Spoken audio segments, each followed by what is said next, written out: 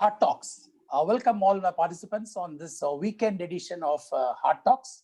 As you know, from Monday to Friday, we give you kind of information and analysis of any topic which is topical in nature in the world of finance. But on Saturdays, that is weekends, we have something more free, more unstructured way of having this dialogue. And today is a very, very, very important day, ladies and gentlemen. Independence Day. Independence Day is a matter of pride for every citizen. And for you and me, it signifies the freedom to express ideas, views, thoughts, work, do business, and express opinions. I owe my freedom to all those who dreamt of it and fought for it. It was one long, hard-fought journey with massive sacrifices that our forefathers got freedom for us. On this proud day, I welcome you to all of you to this show of Hard Talk. Freedom is a powerful word, ladies and gentlemen. Let me repeat again. Freedom is a powerful word. To some, it means independence. To others, it means the ability to act and speak freely or go where they wish. To many of us in the banking and payment industry, it may be freedom from inefficient payment systems, freedom from cyber and payment frauds, freedom from poor networks, freedom from paperwork, freedom from multiple KYC, etc., which we all are going through in some form or other. Some efficiencies are there, some inefficiencies are there. Today, we are talking of a bigger and different freedom. We are not talking about those freedoms that we encounter in our day-to-day working life. We are talking of a bigger and a different freedom. So what is that bigger and a different freedom? Let's know from our guest today what really is freedom. Our guest today was a top cop. I'm putting a brief, giving you a brief on our guest today. You will also see a slide coming up on your screen right now. So our guest today was a top cop or top gun, as we used to call, as you often call, who gave us freedom in modern times. There was a time, ladies and gentlemen, when Mumbai was under the siege of underworlds. A top cop stood up and fought for us, fought for our freedom. His name is ex-DGP of Maharashtra, Mr. D Sivanandhan. Ladies and gentlemen, please welcome Sivanandhan. While I get you a brief about his profile had just come. Sivanandhan was the Director of General of Police of the state of Maharashtra from 2009 to 11. He also held the post of Police Commissioner of Mumbai, promoted as part of the aftermath of the November 2008 Mumbai attacks. He is one of India's most well-known and highly regarded IPS officers. His career spanned multiple high-profile postings over 35 years, and he is known for using his strategy and intelligence to uphold the rule of law. He spent 6 years in the Intelligence Bureau, was Joint Director of CBI for covering Gujarat, Goa, and Maharashtra. 6 years in Mumbai Crime Branch as Additional Commissioner of Police. During his tenure, or during his years in the Mumbai Crime Branch, he is credited with have broken the back of the underworld that was at its peak in Mumbai. Ladies and gentlemen, people who have lived those years would know how dangerous it was, for people to travel beyond a certain time, and people used to just come home early because the city was under siege by the underworld. And ladies and gentlemen, we are happy to bring to you the person who broke the back of the underworld. Now, as a retired person, he is currently serving Roti Bank Foundation as Managing Trustee. Welcome, sir, to this Hard Talk show, and good afternoon to you. Good afternoon, sir. Thank you so much. At the outset, I wish all the viewers a very, very happy Independence Day. And I wish you all absolute safety from Corona and various other issues which are facing this country. And we are entering into the 74th year of independence. And as sir mentioned, This freedom did not come free of cost. We have paid a very, very heavy cost.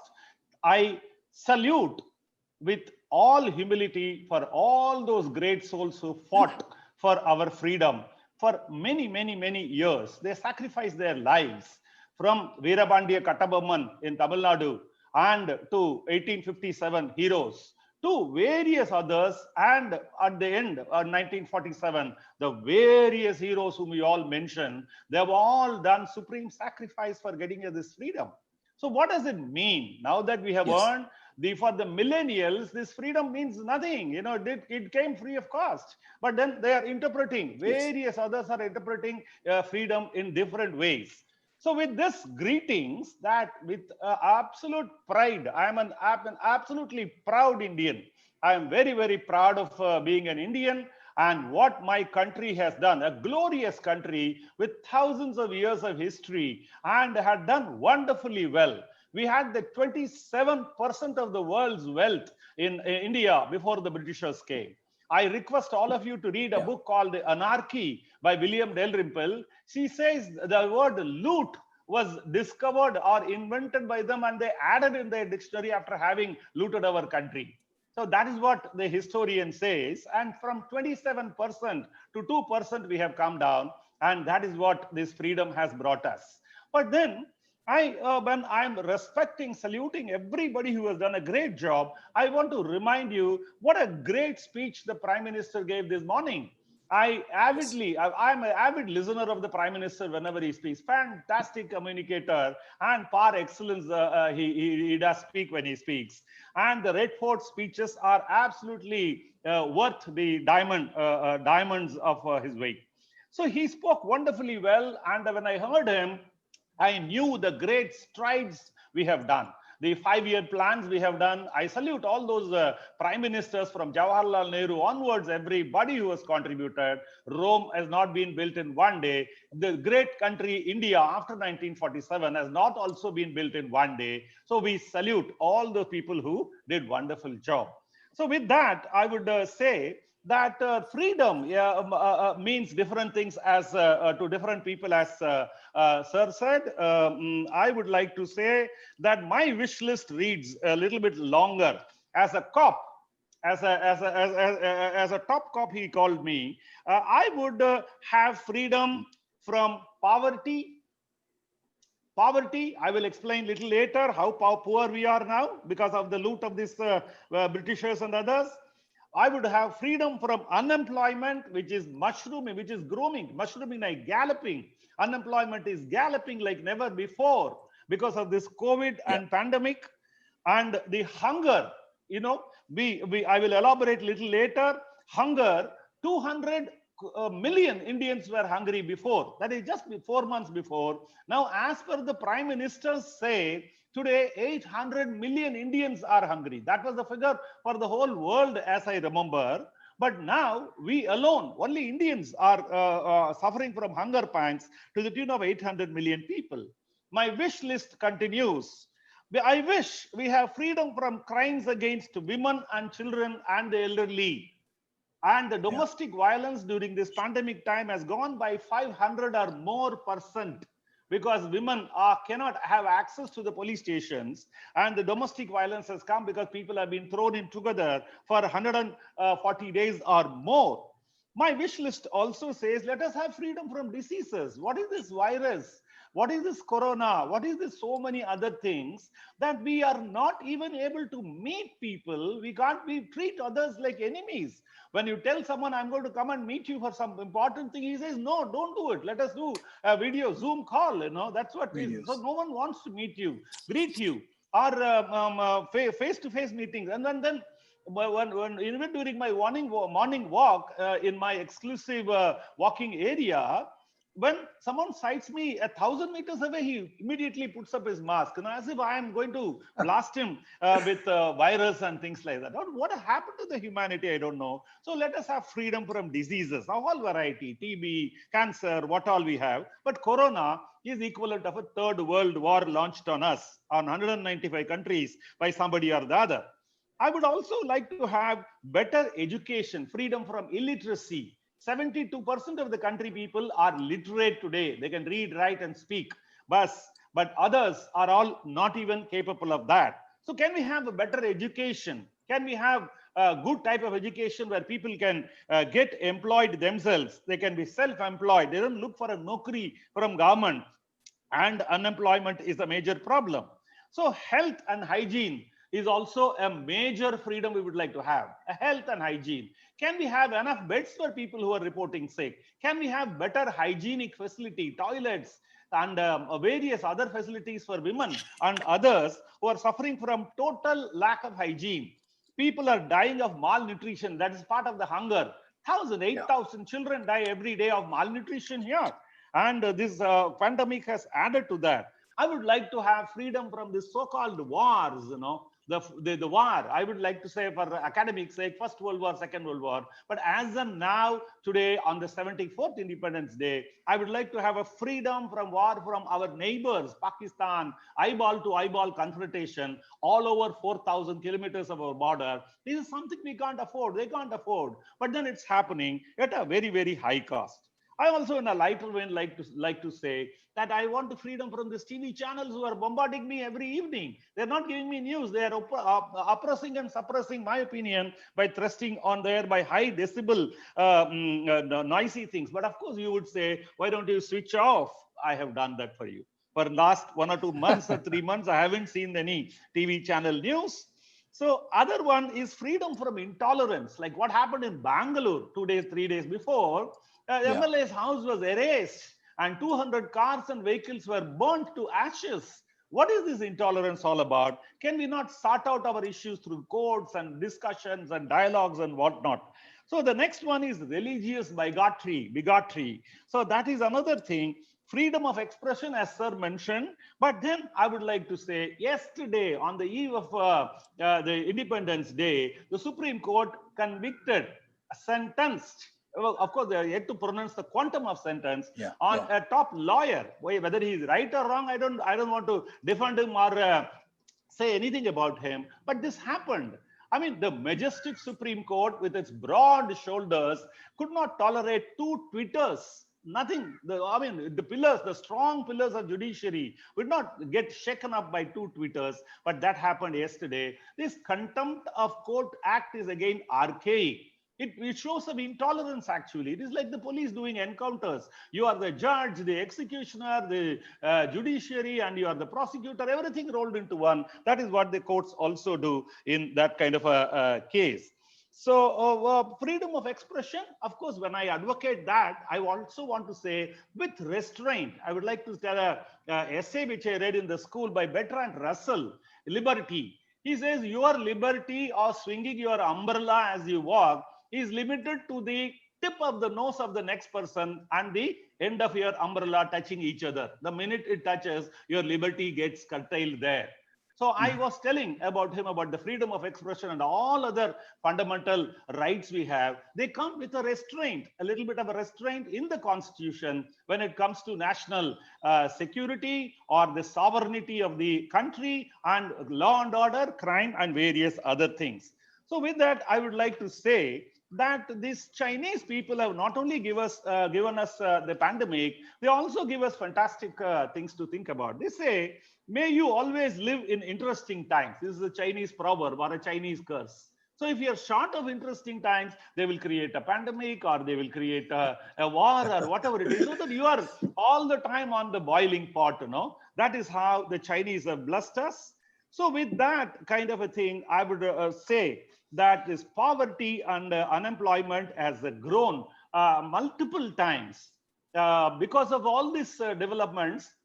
As I mentioned earlier, 200 million people were suffering from hunger. Now it is 800 million people because of the unemployment. The corporates are all suffering. They are not able to float themselves and they have to sack people. You've been seeing daily in the newspapers about these pilots being sacked and the air service industry people are being sacked. 9.8 million people working in restaurants and hotels and other places are unemployed. And so it goes in that kind of an order. So with that, Our GDP, because of the economic shutdown, as Mr. Narayanamurthy said, it has gone below the level of 1947.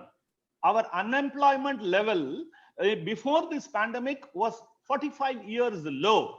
So if that is the kind of a thing, Niti Aayog Vice Chairman said that this is going to last long. Oh, you have come to know now. This economic crisis is going to go a long time, because last 7 quarters before this quarter, our GDP was sliding absolutely downhill. And then we knew that what is coming. But then, of course, the Prime Minister did very strong measures of giving 20 lakh crores and things like that. Let us hope some recovery would happen. All of us would be saved from that. Poverty, in that I would also say that inequality of distribution of wealth has completely gone on a skew, completely gone on a difference. So 1% of the people in the country own 98% of the wealth. Of course, so is America. You know, anybody can study American economy. There also it is true. But here, with all this socialism, egalitarian society, and various tinges of communism and all that, what happened to us? The poor are becoming poorer and the rich are becoming richer. Of course, if you say this is a common thing for the whole world, it's a different matter. We are supposed to be special. So this is the inequality. I would like to say 2 words about this poverty and hunger. We started a roti bank 2018, January 1st, and we served a meager 5 lakh meals. 2019, again, it being a startup, a 5 lakh meals. My desire, my ambition, my goal was to serve 2 million meals. That is 400%, 4 times more than that figure. In 2020, we got into a pandemic situation. We have served already more than 3 million meals. My target was 2 million in 12 months. In 3-4 months, we have served 3 million meals. And we got started about 7 chapters. We began with 1. We got in Nagpur, Hyderabad, Coimbatore. And next one is going to be, 8th one would be in Ahmedabad. So please, I appeal to all of you who are listening to me that let us think of these people. Kavi Subramanya Bharati, who is our national poet, said, Tani oruvanukku unavillai enil jagathinai alizhiduvom. That means if one single individual goes hungry, let us destroy the world. He says it's not worth living. That's what he says. But then when he comes to know that 800 million Indians are going hungry, what would happen to him? He'll be turning in his grave, I suppose. So with that, I would like to say what are all the problems this freedom has brought to us. So first thing, I would like to list out again, saying that it is cyber crimes, domestic violence, terrorism, then insurgency and militancy, and addiction, various addictions, even to internet, TV, and these devices which we are using, WhatsApp and things like that. And suicides and depression because of the Sushant Singh Rajput case. And then narcotics, alcohol, violence. Violence is again an addiction now. It has grown as an addiction. Accidents and various other things like this. These are the issues I'm going to talk in this given short time. 30 minutes is the time I'm going to take. I would have taken 13 minutes, another 17 minutes I have. So with that, ladies and gentlemen, I would like you to be careful about being smart in the cybercrime. In the cybercrime world, during this pandemic time, it has increased multifold. People have not gone to the police stations to register cases. I don't know how much percentage is that, but daily in the newspaper, if you read 2 items, you will be reading very frequently. That is how many people have been defrauded of their hard-earned money through cybercrime. And the second one is how many youngsters have committed suicide. And they give you details. And even after the Sushant Singh Rajput, 2-3 upcoming cinema theater personalities have hung themselves. So this, in an information economy, in a knowledge-driven economy like what we have done, the future of crime is completely electronic and economic. I request all of you to read a book called The Future of Crimes by a policeman called Mark Goodman of USA. Wonderful book it is. Criminals are the first to adopt in technology. They are much faster because they don't have an accountant general and auditor general to check. We have. So then they are also faceless, and mind-boggling amount of activities are happening in a minute's time. Millions and billions of people are using Facebook and uploading, downloading, all that is happening. So even a small child sitting in a basement can bring down a government to its knees. So much so, even Pentagon is offering a prize if you hack them, saying that, tell me, how did you hack us? So we will let you know, we'll let you have a price about that, because they want to know where are the loopholes about that. So we can carjack any high net worth car, or we can produce a lock breaker or a lock jammer where you can open any treasury box also. So that is the science and technology. So in this pandemic times, we should think of safety and security of banks. You mentioned, sir, about the banks, the banking industry. I want to remind all the viewers about the Bangladesh bank hacking, Central Bank of Bangladesh. Millions of dollars was taken away from a Friday night to Monday morning. Manila, 83 million dollars landed there, and after that there is no trace, no detection. CBI, FBI, all BIs have come into the role, but they haven't yet detected. Even our own Cosmos Bank, or so many other banks, I don't want to mention all the names, they have lost heavily due to the people. But the problem is, these guys, whether they are Nigerians operating from Mauritius or whoever it is, they have invested a lot of funds, a lot of brains, a lot of intelligence, and they sit in your system for example, in the Bangladesh bank, they were sitting in the system for 2.5 years without getting detected. So that is how smart they are. So I request all of you to be help yourself and help others also, not to fall prey to such kind of offers. So then you have to help others not to fall into the trap of being very, very greedy too. So this internet is another thing where we are addicted to internet. Without WhatsApp being seen every 2 minutes or 2 seconds, we can't even keep our eyes away from our phone. The internet, I mean, your WhatsApp is occupying your 24 hours. People are not doing anything else. So with that, we have got plenty of cases of cyberbullying, cyber stalking, and we have lost, while we are becoming expert in committing such crimes, we have lost the ability of connecting with people socially. As I said, when I go in front of someone, a furlong away, he is getting frightened. Oh, I am carrying coronavirus, but he is looking at his mobile and wearing his mask. So that's what has happened. Isolation. We have been isolated from the humanity, and that is where these suicidal, depressive maniacs have increased in number. I would like to say that what this freedom has brought about. From December 1992, when the Babri Masjid was brought down, since then, we have got into this problem of handling terrorism at a very huge cost. All over the world, we are paying billions of dollars to tackle this terrorism. But in India, I would like to remind you that after December 2092, this is Mumbai, that is 12th March 1992, 1993. That's a serial blast done by this gangster, Dawood Ibrahim, and the train blast of 2001, and then the serial blast of 2008, and the Mumbai attack of Taj Oberoi, CST, and all the places on 26/11/2008. These are major incidents. Minor incidents are any number of things have happened. We lost lots and lots of civilians, high net worth individuals in that. So I would like to draw your attention about the Beirut blast. Was it done by any terrorist organization? The folklore is that 2,700 tons of ammonium nitrate, which is supposed to be fertilizer, was kept for 7 years in the godown.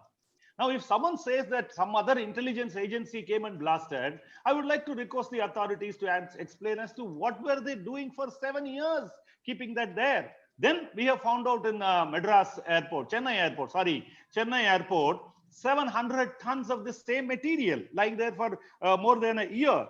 So we have to be careful about the terrorism getting imported, terrorists getting imported from the westerly neighbor and from various other places. So we have been besieged with terrorism in Punjab earlier, from Canada and other places they were supported. We sorted it out, thanks to brave hearts like KPS Gill, Julio Ribeiro, and various others.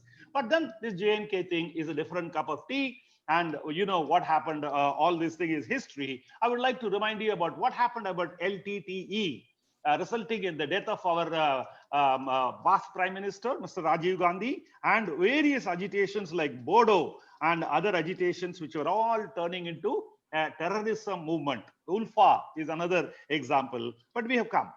Ladies and gentlemen, I would like to mention from 1947 now, until now, we have lost 36,000 policemen and officers. It's not a small number.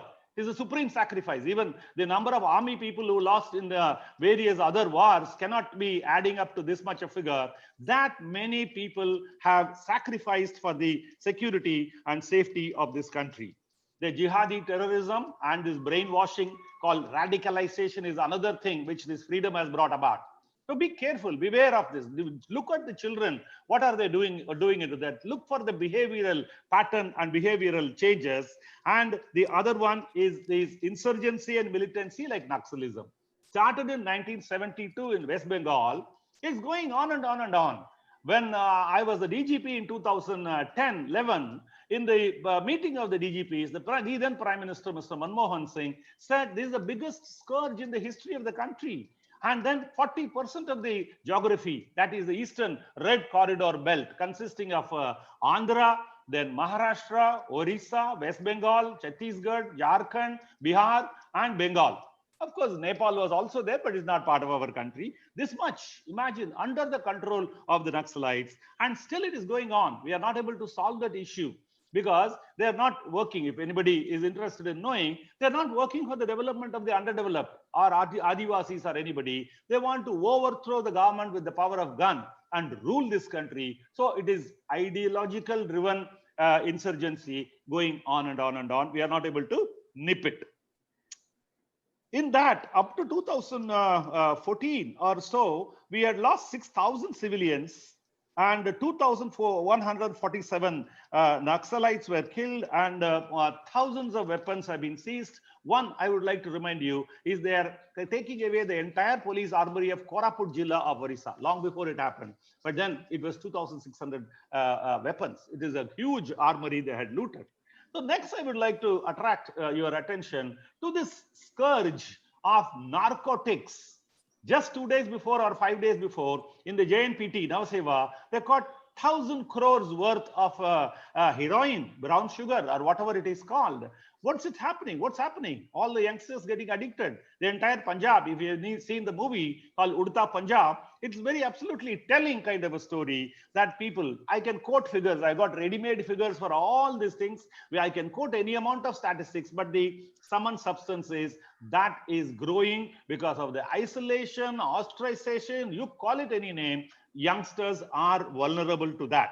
The other one is due to growing tension, stress, interpersonal relations, office work, and so many other things has taken a toll by people getting addicted to tobacco, either cigarettes or tobacco chewing or alcohol or various other substances, addiction to various substances. This is something where thousands of people are getting killed, lakhs of people are getting killed, much less than coronavirus's toll is this. But we are not bothered about that. The next one is this pandemic or otherwise. Even otherwise, I just read for this presentation, I was reading the UN had published a survey about 3 days before, where they have said every second youth of the world are depressed. That means 50% of the youth population is depressed because of various reasons.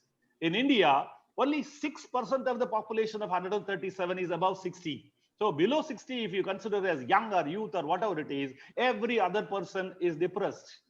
In cities, 40% of the youth are depressed as per an earlier survey. So can we identify them?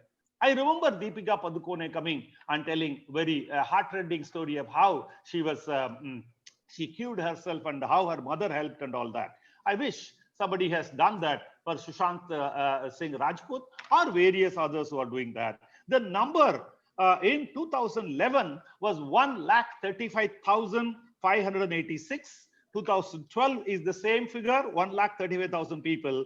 2013 is also that much. It continues. I still remember a boy getting a room in Taj Lands and Bandra, and on live Facebook streaming, he told people how to commit suicide. He ordered a plate of pasta, then cigarette and a bottle of whiskey, and live stream he demonstrated how by the time the police and others realized, he broke open the window with a wooden chair and jumped and died. Now, come on, what's happening? What's happening? Why don't we identify these people and help them? So that's my another plea to people who are listening. Narcotics is the power of drug lords is supreme. They run the country. You all seen Netflix series of Narcos and various other things. They run the whole country, Colombia or India or whatever it is. They are so powerful.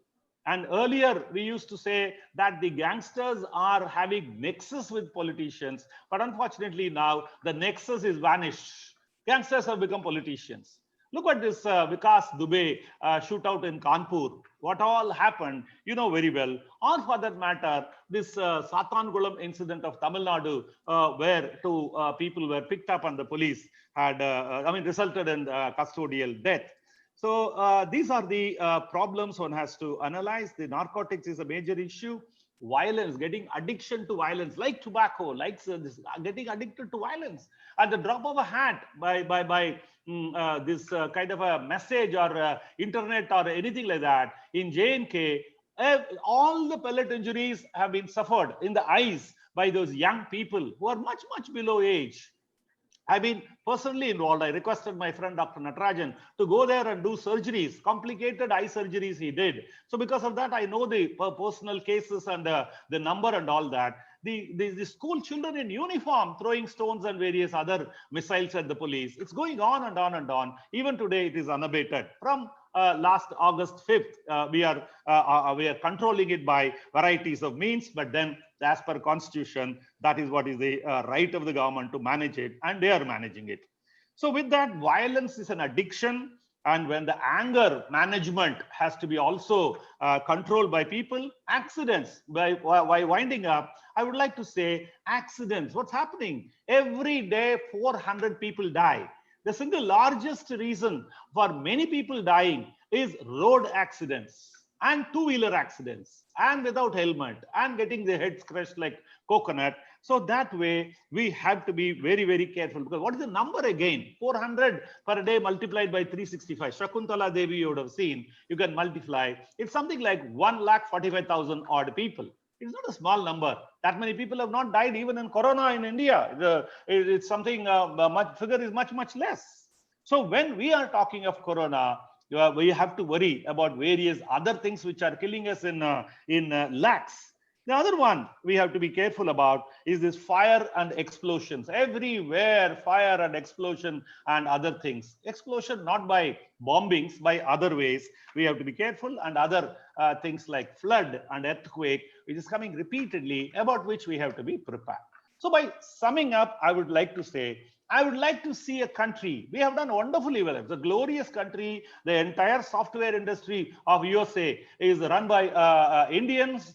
And all the top honchos, the CEOs of Satya Nadella, Sundar Pichai, Indira Nooyi, all of them are from India. We are absolutely proud of the diaspora. Even we are proud that there is a vice president to be elect is one Kamala Harris is from Chennai or Chennai origin and all that. With all that, I agree we have gone much, much ahead. But it's a long way to go, as Rudyard Kipling had said, that it's a long miles to go before we say what happened when so much of food. I would like to say one thing. I didn't want to leave a wrong impression in your mind. When 200 million Indians normally going hungry or 800 million going hungry, we have got plenty of grains in our stores, in our FCI godowns. For example, 80 million tons of grains is there. But then what happened? Because of unemployment, because of this economic crackdown, we have no purchasing power. In Manriga and all is giving, even Kisan Yojana of the Prime Minister is giving 6,000 rupees a month to every farmer and things like that. But then there is lack of purchasing power. So food is going waste. Do you know, you'll be surprised to know that against every Indian going hungry, we are wasting 1.4 tons of food. That is 1,400 kilograms of food we are wasting. If only we can distribute freely rather than rats eating or rains destroying, or in the transport it is going waste. Can we distribute that freely? At least we will see that our fellow Indians will not die of hunger or malnutrition and various other issues. With that, I would like to, I'm touching 29 minutes, 51 seconds. I wish you all the very best. Enjoy all the freedoms which are given in the Constitution with little restraint. When you enjoy freedoms, You have to do your duties also. There is something enjoined. Every Indian is expected to know what are his rights and what are his duties also. That's also mentioned in the Constitution. With that, let us build a very, very great country, a glorious country. Jai Hind, Jai Maharashtra. You can ask any questions if there are any. Thank you so much, sir, for giving me a platform to talk to this audience. And thank you very much. Yeah. So please, thank you for giving us that introduction. Though I must say that after hearing all the problems that we have had, and those problems are like multifold and multiple, and I don't see a solution really coming, at least right now. So I really want to ask you, sir, with all these problems, do we really deserve independence? We deserve independence, sir. Definitely, we deserve independence. Okay. Because it is not that we are only suffering. When we are, it is not a self-flagelling exercise. So is USA, so is the UK, so are other countries, and all that.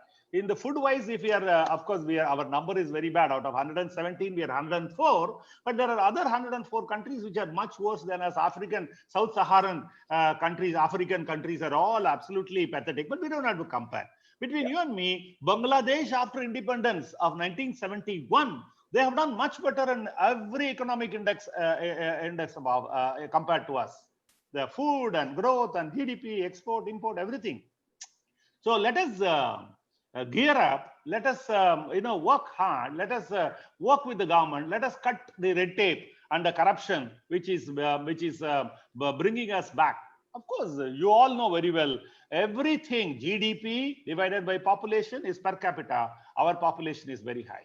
But sir, Yes. I offer to tell that there is a Lancet study which says by the end of this century, 2100, we will be about 100 crores only. And China will be 73 crores. Nigeria will be second. We will be number one.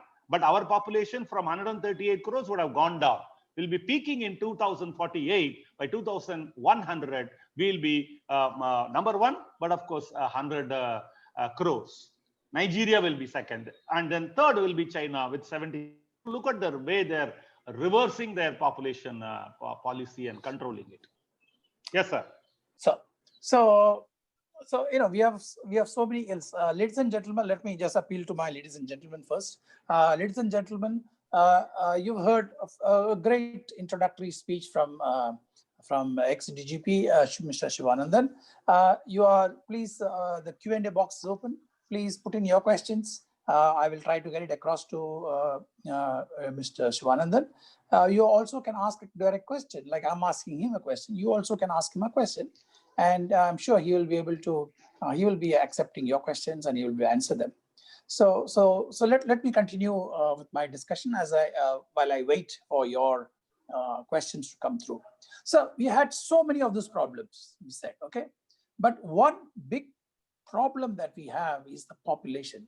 So no matter what you do, no matter which government comes, no matter what reforms you bring in, as long as we are not in a position to face the issue of population growth and say we have to cap that, we have to face that bullet, we have to bite that bullet, just like maybe China has done. But China is a military government, so they can do whatever they want. They can even do just about kill them if they don't agree with them, right? We can't do that. But what do we do according to you? Because all these ills that you're talking about, some way or other, they're all because of the population, because of the growing population. Can we do something about that, sir? Freedom from the population growth. Sir, every mouth, a single mouth, has also been bestowed with two hands. Yes. So let us make them work. Let us give them employment, whether it is Manrega or anything like that. All the infrastructural development can be done by them.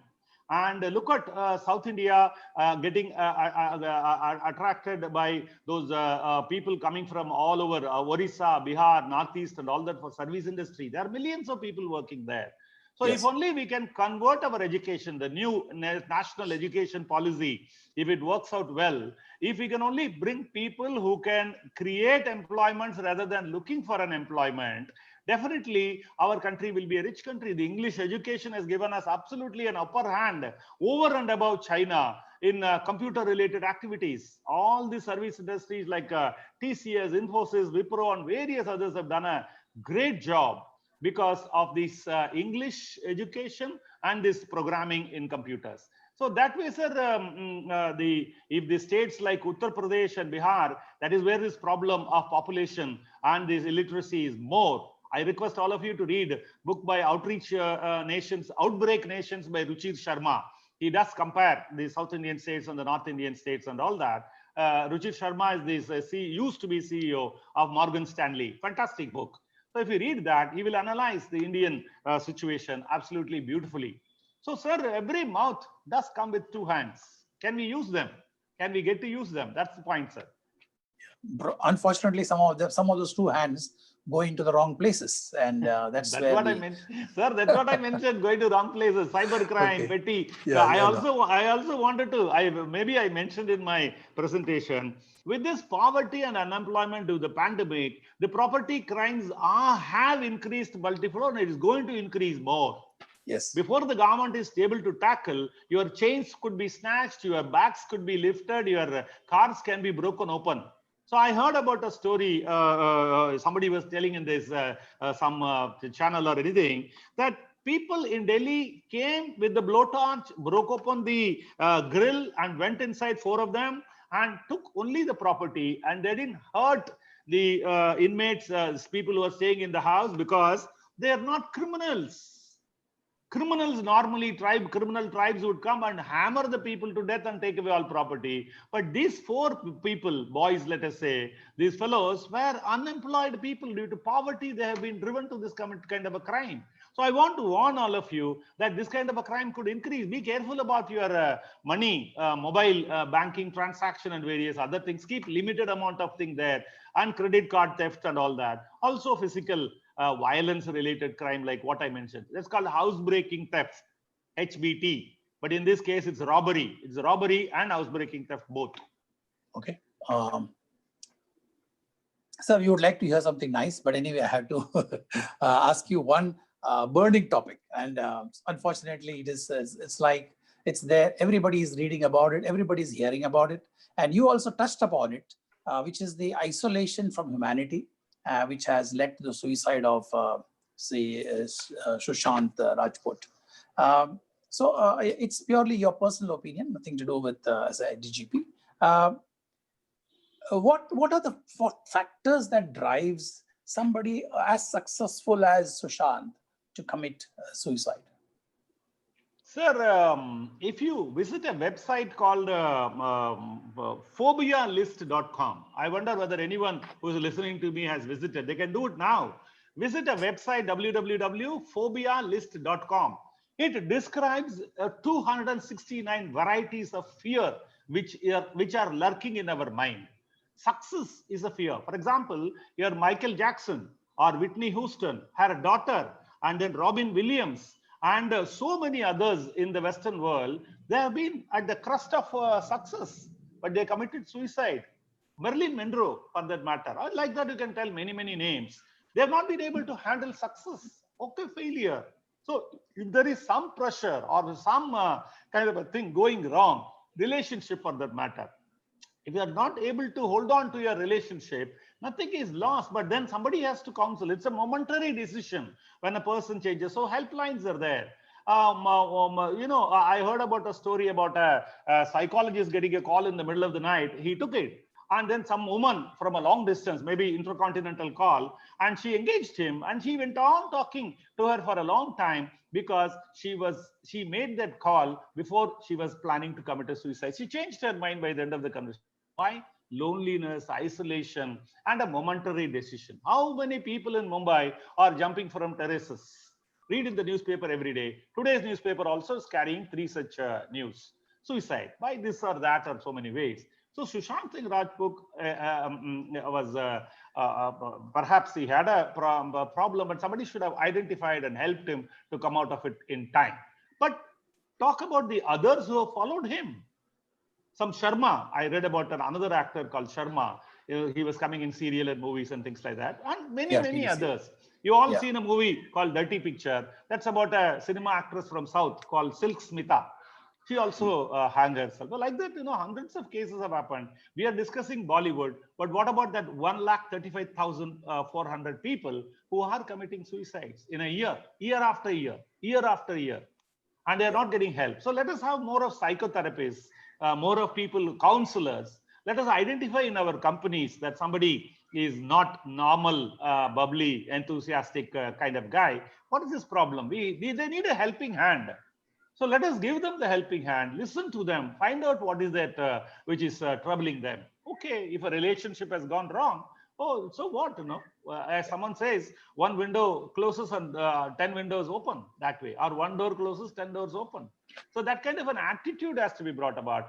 Looking at negativity, all that I gave is all negative thing of freedom. But the point is there are a lot of positivities also. So much has happened. So many good things have happened. Look at when I was a student in 1972-74 in the postgraduate studies, average Indians longevity of life was 42 years. Now it is 74 or maybe more. So then we live longer, we live healthy, we live better. But then the work style, work and life balance, we are not there. So every other day or some CEO or somebody dies because of sleeplessness, sleep apnea and sleeplessness. So you have to learn how to live and how to live longer. You have a facility of living longer now. Okay, so there is a query also from YouTube. I won't read the entire query because that could be a little bit of a, conflict of interest and other things. But the question is that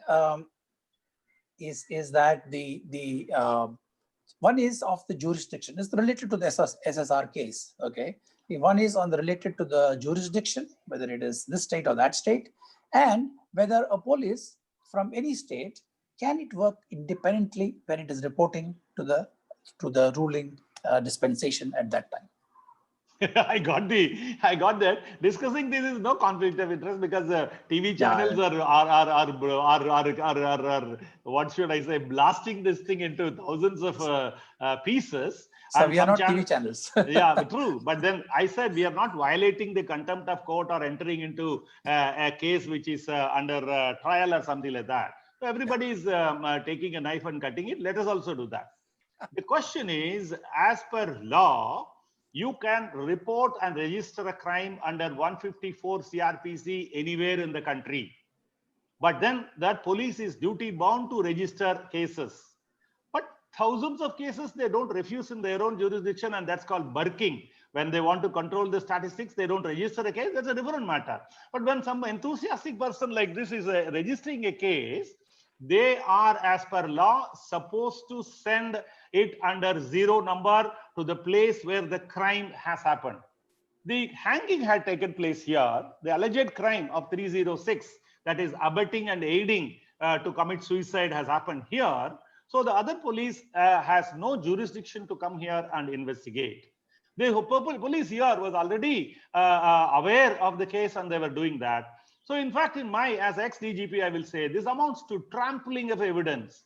When Mumbai police has taken 54 people's statement and they have done the postmortem and forensic study and all that, somebody else going there and again trampling over the whole thing would be absolutely wrong in my opinion. But then, in my opinion, of course, this DG and that DG could have talked to each other, they could have sorted out and all that. But then in the whole bargain of one-upmanship, it became a matter of, all the TV channels and all that. This police is better, that police is better and all that. But the point is, the registration of the case there is fine. It is legal. But then you're supposed to not send a team to investigate. Tomorrow, if one more sister is in Guwahati, can they register another crime under another section and come here and investigate? Okay, I have another sister in Kanyakumari. So Tamil Nadu police also can, how many police forces can come and investigate under different sections? Now, the fig leaf is that you register different cases and different number with different sections. Plus, that's a mess. That is not anticipated in the criminal judicial system. What happened is an aberration. It has not happened earlier. All police forces which come to other areas, they do take the help of the local police. That is the laid down procedure and the protocol. And the local police is bound to help them. But here, the other way around happened. They all came and some SP was quarantined and things like that. But then it became a soap opera. Soap opera. And the second part of the question, his question was, yeah, under the because police is under a particular government's, because police reports to the local government, do you think they have the freedom to investigate just about anything? Sir, we don't report to governments actually. In the crime matters, we report to the court. When you file a case under 154 CRPC, within 24 hours, the FIR is submitted to the local jurisdictional judicial magistrate. And after that, we are assisting the judicial magistrate in conducting investigation. So there's politicians coming and the court coming and the election coming, and it is beneficial and one belongs to this community. That is all extraneous. It doesn't come under the criminal judicial system and the protocols and the operating procedure. So when we register a case under a crime number, inquest is done. The executive magistrate comes and does inquest, and the postmortem is done by the government doctor, and various other processes take place. So all that is reported by way of something called diary, crime diary. It's in police language, it's called CD. So the magistrate goes on examining. So we are assisting him in investigation that way. That way we are also part of a court officer. We are court officers that way. So when you said the politicians interfering and all that, that is all extra. That is outside the realm of SOP or the practice as written down in the law books. Okay. So Harish, just before you come in, just let me ask one more question. We are, in fact, going to have this little longer of this thing. Sir, you talked about the freedom from hunger, which is like something which is on the top of my mind. You know, and you are doing some yeoman work with Roti Bank. So give us some depth into this, as how much is this malnutrition, how much is hunger, and what can be done by society at large? Sir, as I said, we have got tons of food going waste. My whole idea of starting a roti bank was just building a bridge between the food which is going waste in the marriages, functions, parties, offices, hospitals, and other places. Yeah. Bring that excess food by deploying a vehicle and vessels and serving spoons and plates and all that, and reach out to those hungry stomachs. That was the idea with which we began. But then came a pandemic there where, as I said, people don't want to meet each other, leave alone getting leftover food. Where is the gathering? 5 and more people don't gather as per law. So there is no question of celebrating anything and wasting food. So in that bargain, we started cooking. So we found a kitchen in Chembur, and we are now capable of cooking 10,000 meals in the morning, 10,000 in the afternoon. But then I also borrowed 3 closed hotel restaurant facilities in Dadar. Midtown Preetham is the name of the hotel. One in Goregaon and the third one in Borivali. Used their excess capacity which was lying unutilized. They're so great. They're great people. We gave them I picked up all my rice, dal and all from FCI, Food Corporation of India, Borivali, and delivered to them, and they produced food. And then we asked 50 or 60 or 70, whatever number of agencies and NGOs to come and collect food. Because for us to reach out to this length and breadth of the city, like Naveen Mumbai, Thane, Mira Road, Bayandar, all these areas, migrant laborers moving, and places like that, it was impossible for us. So we asked them to come. We had a number, 8655 8001. If you want to give food, give a ring to that. Or if you want food, give a ring to that number. We instantly oblige, depending upon the economics of operation. For example, if someone wants one meal, we can't go send a vehicle because it's economically not. But if you want 1,000 meals, I will definitely send that. So that is how economically operation of economics works. So my point is that earlier 200 million people were there, and various places where there is no purchasing power. That's where the dole. For example, in the USA, when this pandemic came, they gave $1,200 to $1,600 to each person there for a few million. $2.6 billion they spent on giving the purchasing power to those poor people. And if that kind of a thing is done, then they purchase with that, and then money works as a multiplier effect. You're all bankers, money multiplies, multiplier effect, and then the economy gets revival. So if it is going into recession, the economy revives. So of course, I'm not here to teach economics. My economics is also 50 years old. I'm talking about hunger and malnutrition. We have a huge malnutrition problem, particularly in all these underdeveloped areas. For example, outside Mumbai, Thane, Palghar, Jawahar, Dahanu, all these places have absolute issue of malnutrition, and those people are suffering from that. So we have to see that. For example, we give food to all the school children who are underprivileged, people who are studying on the street side corners. We reach out to them and give them nutritional food. And we give them fruits, we give them biscuits, we give them khichdi, and we give them pulao and various other things so that they become better. Dharavi, there is another organization called Jeevan Dhara in Mankur. Then in Trombay, Vikhroli, all these children we target. We also give 600 meals even today, right from day number 1 to now, outside the Tata Cancer Hospital, 600 to 700 hot meals every day to those relatives and patients of Tata Cancer Hospital, of course, KEM Hospital. We in the middle, we serve, and they come and collect every day. Rain or sunshine, our food service never has stopped. Thank you, sir. So for the participants, can you please repeat that number so that they can take help of that?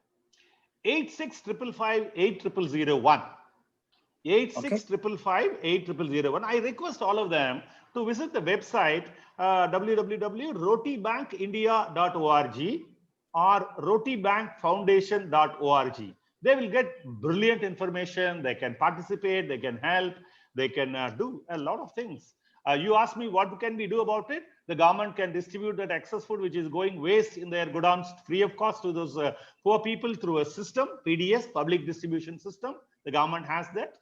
And the next one is giving purchasing power to people. Even as a dole, if they give, then it is worth it. And then next is lot of voluntary agencies like Roti Bank, Lions, Rotary, and people can start this concept of Roti Bank and give poor people a hot meal. I'm spending only 20 rupees for a hot meal, sir. 20 rupees. Okay. For as less as 20 rupees, we give a square meal to people. And then we don't measure in grams. We give them as much as the person wants. If they want for the next meal also, we give them. We are not measuring 250 grams per head and things like that. Not at all. We are generous hearted. We give them as much until the person is asking for it, we give. Right, sir. So ladies and gentlemen, I hope you have noted that number, and do visit the website of rotibankindia.in, and you will get a lot more information about it. So I have held up one gentleman from asking you a question. So let me open up the line for him. Harish Prabhu wants to ask a question, a very regular audience participant in ours. Harish, can you please ask a question? Yeah, good afternoon, Mr. Sivanandhan. Good afternoon. Good afternoon, sir. How are you? Obviously, we in civilian life, thank you and the armed forces, the civilian and the civil service, for living a free life. So I've always been, admired people such as you. I just wanted to, ask a question pertaining to, the best of the best and the smartest, get into the civil services such as you. And then, actually, out of the people who start at the beginning of the careers who are even, all of them are from the same batch, only one of them reaches the pinnacle like you have done, right? So what are the distinguishing qualities to, really, reach at the top, apart from, leadership as well as societal good? And the last is that what would you, give specific advice to our young aspirants who want to join the armed forces or the civil services? Fantastic question. It is like lifting a ball and giving it to Sachin Tendulkar so that he can hit a sixer and a century also. So if you read a book or an article by a man called Jim Collins, he has interviewed 1,465 top CEOs, and came up with an article called Level 5 Leadership. Fifth level leadership. Leadership, there are thousands of books. So before mentioning about Jim Collins, I would like to say anyone who wants to aspire to be anything, either in your banking or in the corporate or in the civil service or anywhere, they should have 7 quality attributes to them to become a top leader. One is a great vision about himself as to, I will become an Abdul Kalam, I will become Narendra Modi. A chai boy, as he calls himself, as a tea seller, has become the most powerful person in this part of the world. Oh, wow, what an admirable vision he had. 10 years or 13 years more there is Gujarat CM, and then now 6th, 7th year. The longest non-Congress PM is him. And what a job he has done. So, great vision. Then passion, give 100%. Look at Mr. Narendra Modi again. I'm borrowing his name all the time. 18 hours working, 6 hours sleeping. Wow, what a man he is. So, passion, giving 100%. Courage to call a spade. When some things go wrong, have the courage to say so. And the character, sterling character, honesty, integrity, all those things will come under this mold called character. And then competence, being qualified to do that, all the time studying, learning, doing courses, training programs, and conducting courses and things like that. So competence. And next one is the self-image. Yes, I am a lion. I am Obama. I can do. That is the kind of self-image one should have. The last but not the least is the discipline. Being disciplined, perseverance, not leaving the arena when things get tough. For example, it was an easy option for me to close my roti bank because my guys also will get corona. They are also, when 200 policemen have died and 10,000 or 4,000 policemen have reported corona positive. What about my men? They are not made of steel and iron, So you get going. So on this closure day on March 26th, served 1,000 meals, then 6,000 meals. At the height of the problem, we served 37,000 meals a day. Now it is average of 10,000 meals. So what you need, sir, is vision, passion, courage, character, competence, self-image, and discipline. Now coming to level 5 leadership, he says they have 5 qualities. The first one is humility. Look at Sundar Pichai, IIT Kharagpur, and the way the man dresses and speaks, absolutely humble. But what a performance! What a stellar performance! Otherwise, what is he doing there in the country like USA? Top.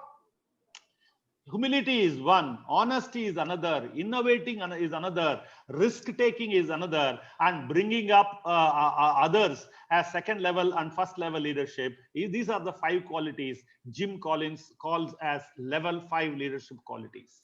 So if you have that, you become IAS or IPS or a CEO or anything like that. The sky is the limit for you. You can reach anywhere.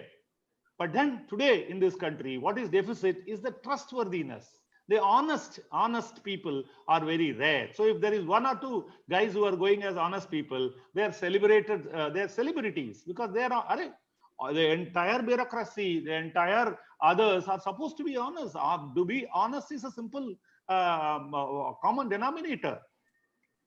I hope I've answered your question, Mr. Harish.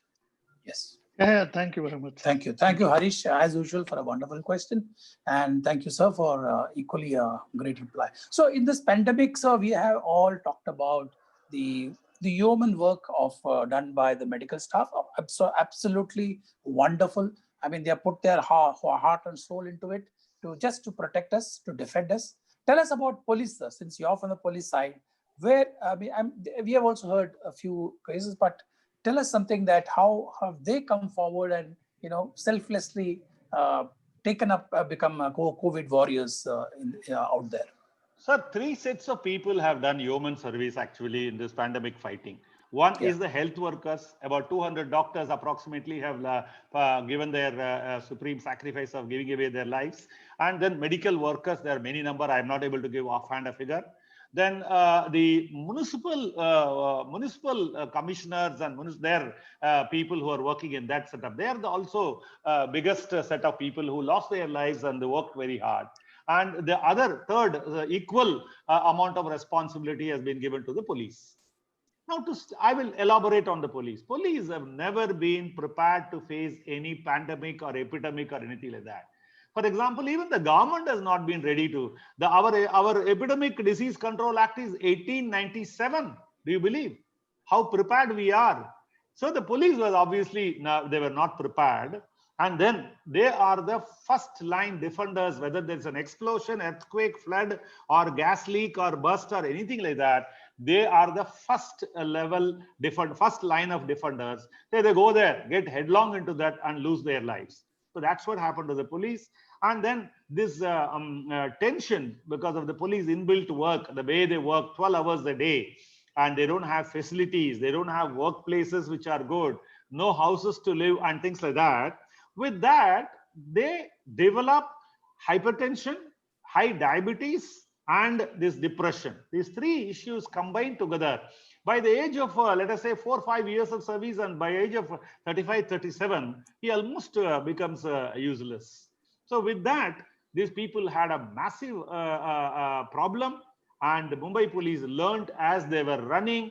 They caught hold of all the masks and then sanitizers and the other PPE equipment.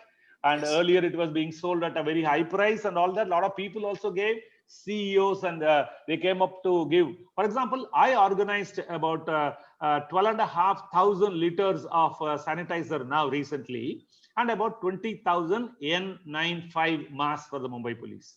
And of course, I gave 10,000 meals every day to the Dharavi police station to be given to the people of Dharavi so that they will get good image for themselves. And if they have used that food for themselves, I would be very, very happy about that. So that is how the police came.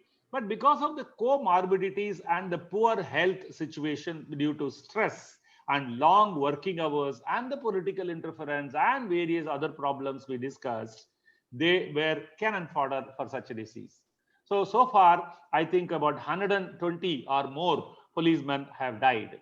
So 200 or more is the total number for Maharashtra. And in Tamil Nadu, if you see, it's about 10 or 15. Whereas here in Mumbai, being Dharavi and whatnot, our casualty is very high. At one stage, the authorities said, above 55 years, you don't have to come for work. Stay at home and save yourself. It happened. But then the number of policemen working already is much less. The number of people divide by half because night and day. There's only department which works night and day. They never close shutters. So half, then all other duties, and then crime, law and order, and various other things, and pandemic control. So that is how it was. And they were exposed to a lot of problems. And they were given the job of this municipal commissioner's office. For example, closing a shop. At what time, where, how? They issue the order. Implementation has fallen on the head of the police because Shop and Establishment Act decides when you will close and open. Police has nothing to do with that. It's enforced by the municipal commissioner and their people. But police jumped into that bandwagon, went there, and so that is where that unfortunate incident of Thuthukudi, that is Sathangulam incident, where a father and son was taken to the police. What did they do? They kept the shop open beyond the closing hours. It's not murder, dacoity, robbery, or anything like that. But then what happened was a tragedy. This is how the police, sir, came into the became the pandemic COVID warriors, as you call them. They came, but they did a wonderful job, sir. This is not a job for which they are trained, protected, PPE suits, and all that. Nothing. But they jumped onto it and did a wonderful job, sir. I salute all the guys who worked night and day for that. Yes, sir. Thank you. So, ladies and gentlemen, I would like to wind up this session. It was wonderful talking about Independence Day and what freedom means to each one of us. So, Independence Day means freedom. Freedom of religion, freedom to bear arms, freedom of the press, etc. But like Sir said, freedom isn't free. It costs some of the ultimate sacrifice. And today, along with the rest of all you with me, thank all medical forces, the police, the military, past and present, for the freedom you have allowed us and the family and our children. God bless India and all those who served India and are currently serving. With these few words, I want to thank Sir DGP Sivanandhan. Thank you very much, sir, for coming and spending time with us. Today is the 74th Independence Day, and we are closing this on the 74th minute of the talk that we had with you. Thank you very much. You have a great evening again ahead of you, ladies and gentlemen. Before you leave, there is a small video that our back office would like to show you. So have a look at that and have a great evening. And thank you very much for being with us. Thank you, sir. I enjoyed the talk. I enjoyed the question and answer session and everything. Thank you very much. Thank you. Bye-bye. Bye.